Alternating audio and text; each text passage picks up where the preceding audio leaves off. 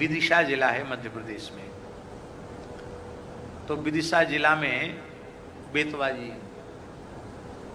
जी के किनारे कोई गांव था। उस गांव में कोई श्री रामानंद संप्रदाय के सिद्ध संत रहते थे, बहुत अच्छे महात्मा थे। शाम को 1 घंटे ही बाहर निकल के दर्शन देते थे, 4 से 5, शाम को 4 बजे से 5 बजे तक। बाकी समय एकांत में रह करके केवल भगवत स्मरण करते थे।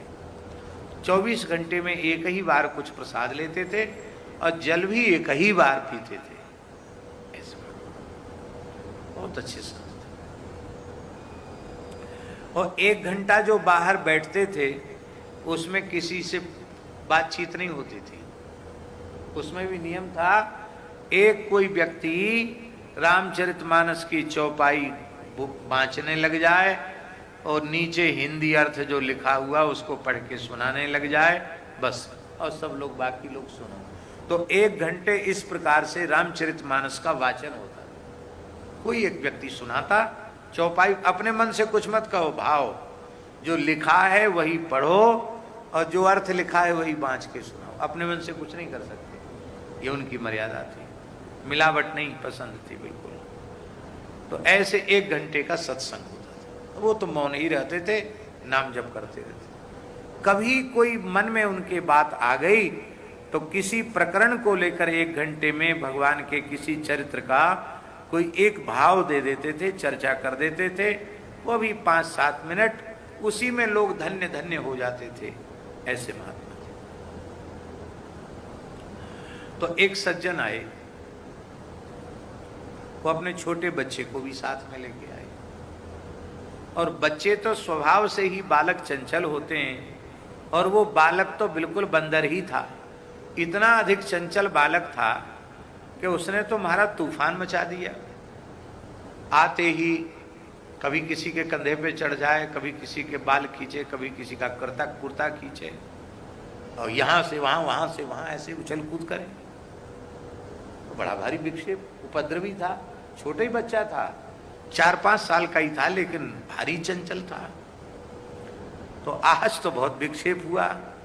तो महात्मा बोले, ए सीताराम, किसका बच्चा है? तो जिसका बच्चा था वो हाथ जोड़ के बोले, महाराज आपका है। यही कहते ना लोग, महाराज आपका है।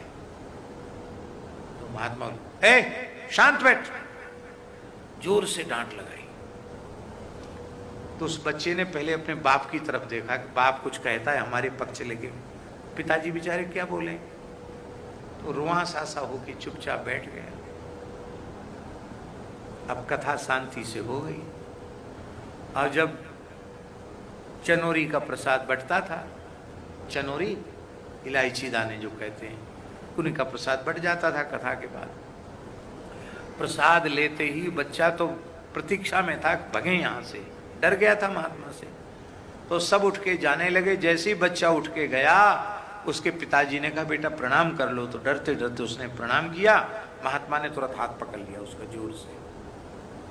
बोले, सब तो जा सकते हैं पर यह बच्चा कहीं नहीं जाएगा, तो यहीं रहेगा। और महाराज बच्चा बड़ी जोर से रोया। तो डर रहा था पहले से ही, बड़ी जोर से रोया।